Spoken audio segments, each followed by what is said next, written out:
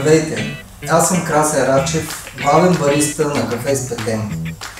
Днес ще приготвим една по-различна напитка с кафе, която е подходяща за горещите летни месеци. Тя е нетрадиционна, но е много лесна за приготвяне. Съдържа еспресо, газирана вода, захарен сироп и лед.